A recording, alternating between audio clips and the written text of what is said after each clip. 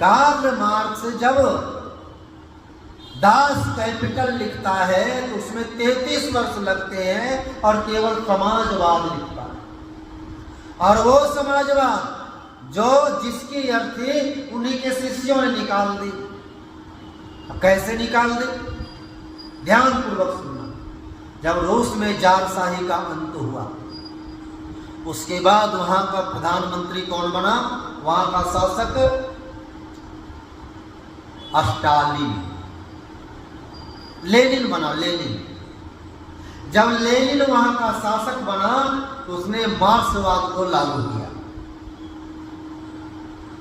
जब लागू कर दिया तो मार्क्सवाद का सिद्धांत क्या है? सबको समान दृष्टि से देखना, ठीक है ना? सबको समान वेतन देना, सबको समान भोजन देना, इस प्रकार के सिद्धांत मार्क्सवाद ने दिए। हुआ क्या? लेनिन ने लागू कर दिया। चाहे डॉक्टर हो, चाहे इंजीनियर हो, चाहे क्लर्क हो, चाहे चपरासी हो, चाहे आईएएस हो, चाहे आईपीएस हो, चाहे फौजी हो, चाहे अफसर हो, सबको समान वेतन लागू कर दिया। मेहनत करो और वेतन समान रूप से पाओ। अब बताओ, जिसने पढ़ करके आईएएस आईपीएस बना, जो पढ़ करके डॉक्टर इंजीनियर बना, वो चपरासी के वेतन को स्वीकार करेगा? ये मार्क्स का सिद्धांत है। रसिया क्या हुआ? पलायन के घोर नरक में चला गया और पलायन होना शुरू कर दिया। जो बड़े बड़े डॉक्टर थे, इंजीनियर थे, साइंटिस्ट थे, वो सब वहां से भागने लगे और रसिया दिवालिया हो गया। मात्र 2-3 वर्षों में ही दिवालिया हो गया। और जब लेनिन की मौत होती है तो स्टालिन उसका राजा बनता है। स्टालिन जब राजा बना तो मार्क्सवाद के इस सिद्धांत को, जिस पर लेनिन ने चलना प्रारंभ किया था, अपने राज्य को चलाना प्रारंभ किया था, वो सारे कानून को समाप्त कर दिया एक झटके में। एक सभा बुलाई और उसने घोषणा कर दी कि ये सिद्धांत नहीं चलेगा। प्रत्येक व्यक्ति को उसके कर्म के हिसाब से वेतन मिलेगा। और तब जो पलायन किया था वो सब वापस आना प्रारंभ हो गया।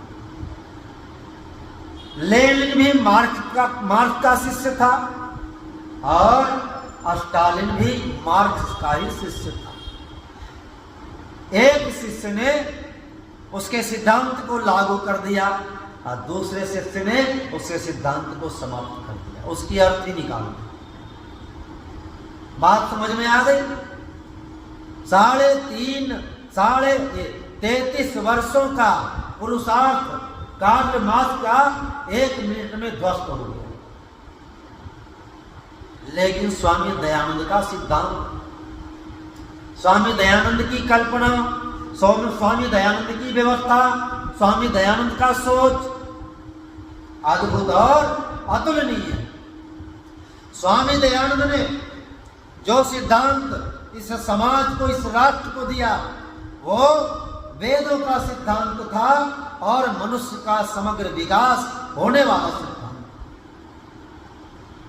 स्वामी दयानंद ने वर्ण व्यवस्था प्रणीत समाज को स्थापित करने का प्रयास किया और वो भी वर्ण कर्म के अनुसार हो।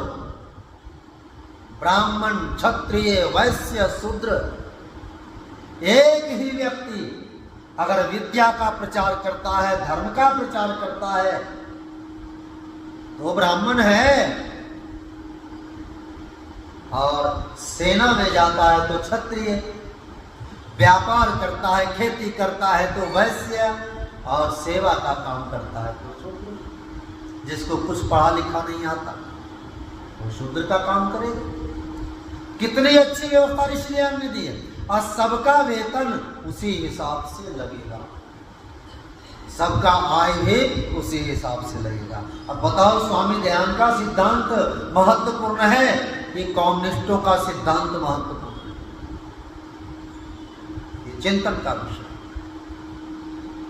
स्वामी दयानंद के जीवन में राष्ट्रवाद कूट कूट कर भरा हुआ था।